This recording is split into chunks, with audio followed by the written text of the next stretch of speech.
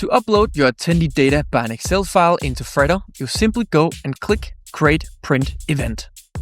I'm choosing Upload a Spreadsheet. From here, you can click to Browse or simply drag and drop your guest list. The data from your Excel file is automatically mapped.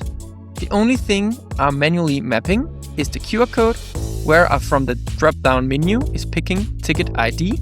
I click Continue. I'm reviewing the data is correct. Clicking Continue. And now I enter the details about the event. My attendee data is now uploaded. To see the attendee data, I click Attendees on the left-hand side menu.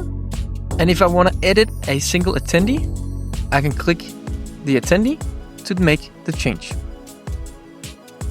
To add a new attendee to the list, I can click Add an Attendee.